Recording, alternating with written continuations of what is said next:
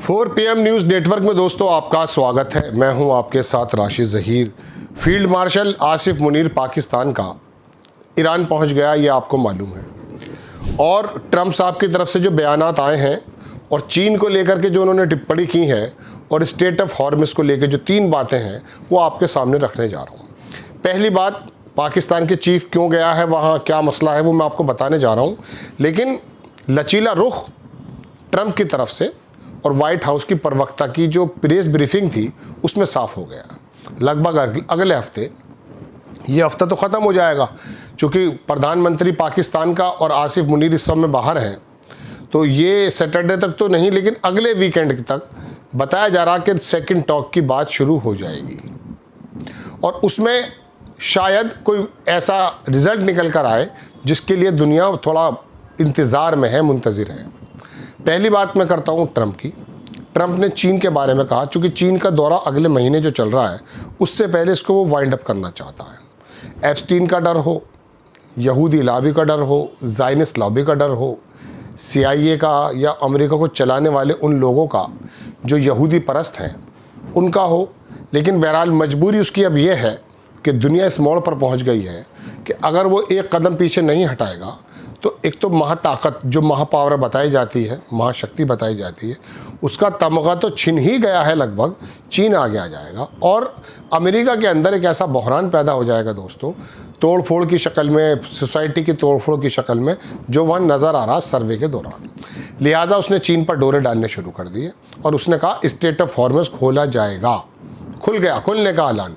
जो ब्लॉकेड वहाँ कर रखा था परसों, वो लगभग बस खड़ा हुआ देख रहा है, तस्वीरें खींच रहा है, वहाँ से जहाज़ सब गुजर रहा है। चीन की धमकी हो या ईरान की धमकी हो या सऊदी अरब का प्रेशर हो, ब्लॉकेड वहाँ पर बिल्कुल माइनस में चला गया, ये समझ लीजिए। वहाँ से जहाज़ जिस हिसाब से भी गुजर रहे हैं वो टोल दे करके लगभग गुजर रहे हैं। चीन के बारे में उसने कहा कि शी जिनपिंग से मैं गले मिलूंगा, ये करूँगा, वो करूँगा।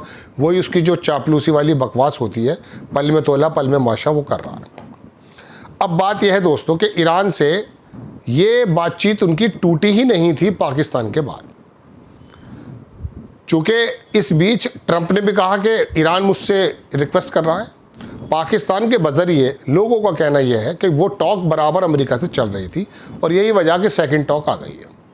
अब सेकंड टॉक इस्लामाबाद में होना शायद पक्का माना जा रहा है। अगले 24 घंटों में पता चल जाएगा ये टॉक कहाँ पर हो रही है, लेकिन इस्लामाबाद ज़्यादा सूटेबल नज़र आता है ईरान को, तो वहाँ वो टाक हो सकती हैं और उसके अंदर एक मुआहदा तैयार होने की कोशिशें की जा रही हैं। आसिफ मुनीर जो ईरान पहुँचा है, लोगों का कहना यह है, उससे पहले लोगों को पता नहीं था सिक्योरिटी की वजह से। ये पहला आदमी है जो जंग के दौरान या जंग के बाद में वो वहाँ पर पहुँचा है। वो दरअसल उन तमाम मुआहदों को थोड़ा सा नज़र सानी करा देना चाहता है कि साहब अमेरिका की ये शर्तें हैं, आपकी ये शर्तें, आप कहाँ तक आ सकते हैं, वो कहाँ तक आ सकते हैं।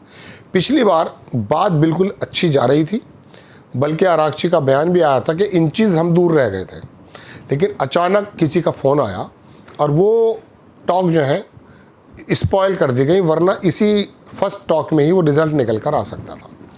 इस बीच यूरेनियम की बात आई है। यूरेनियम का जो इनरिचमेंट है उसके बारे में ईरान पहले ही कह चुका है कि मैं सिर्फ सिविलियन ज़रूरत के मुताबिक उसका जो है मैं मैन्युफैक्चर करने जा रहा हूँ, मैं ज़्यादा नहीं जाऊँगा। इसी पर उनका कहना है वो ज़ीरो पे आ गए थे अचानक, लेकिन पहले जो बात चल रही थी उनका एक समय सीमा थी। तो इस बार ईरान और ये दोनों लग जाए। अब तो बात ईरान की है कि ईरान उसके बदले में चाहता क्या क्या है।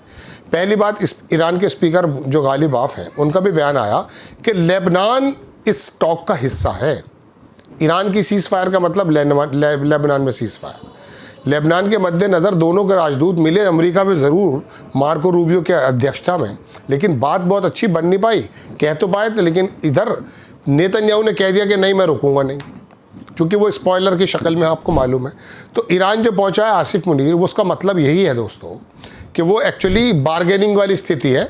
अमेरिका की जो जाँचें हैं, अमेरिका के जो सवालात हैं, उनकी जो डिमांड्स हैं वो पूरी हो चुकी हैं। अब ईरान से बात की जा रही है ताकि जब ये दोनों फरीक़ैन बैठें तो वहाँ पर कोई ज़्यादा लंबा चौड़ा समय ना खींचे, आखिर वक्त में कुछ बात बन जाए। ऐसा कहा जा रहा कि इन दोनों के साथ जेरेड कुशनर, विटकॉफ और JD वेंस के अलावा एक अहम आदमी पाकिस्तान और पहुँचने वाला है। ये तो दोस्तों सफारती बातें हो गई, कुछ खबरें और हैं वो मैं आपको दिखा देता हूँ। आप दोस्तों, मैं आपको दुनिया के अलग अलग जरीदे यानी कि जो संस्थान हैं वहाँ पर ले जाने की कोशिश हमेशा करता हूँ। खबर देखें आप एक दो और।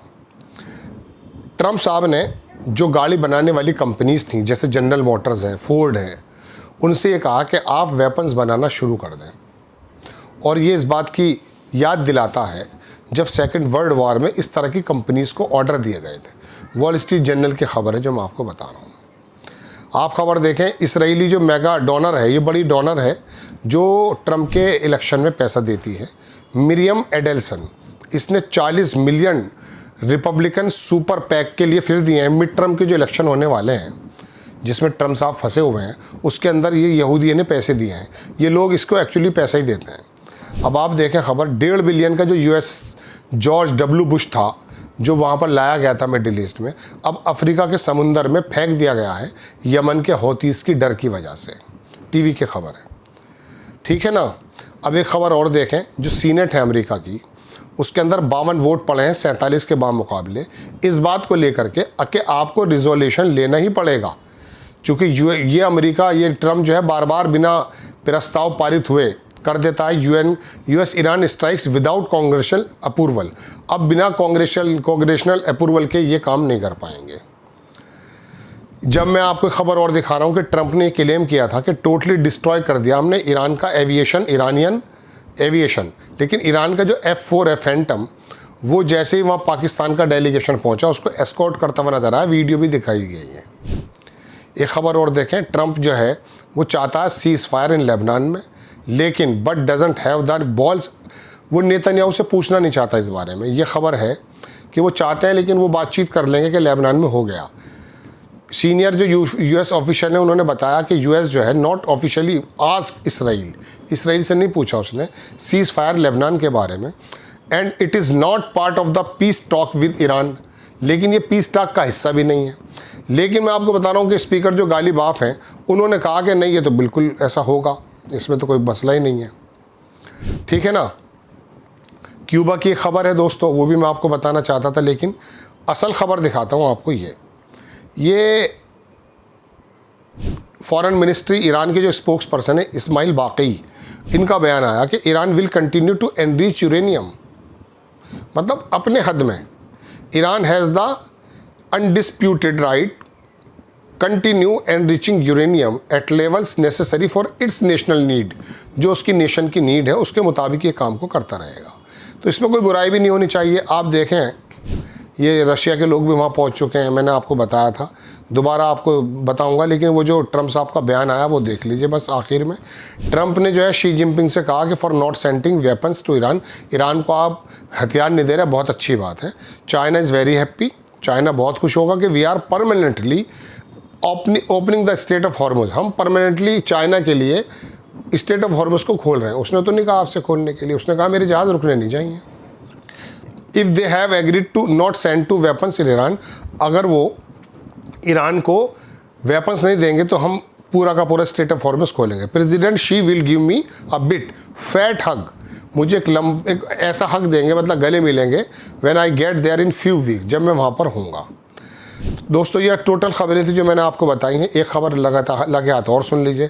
ये कई दशकों में ऐसा हुआ कि इसराइल के जो लोग पसंद करते हैं, रिपब्लिकन डेमोक्रेट्स के अलावा अमेरिकन जो 50 साल से नीचे के हैं, उसमें इतनी तेज़ी से गिरावट आई है कि पहले 2022 में -3 लोग थे, माइनस में थी तब भी, अब -22 में, अब ना -47, यानी कि लगभग आधी जनता जो है वो इसराइल और यहूदियों को पसंद नहीं करती है।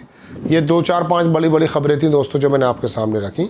आपसे गुजारिश, चैनल को सब्सक्राइब करें, शेयर करें। नेक्स्ट टाइम किसी खबर के साथ हाजिर होता हूँ। जय हिंद।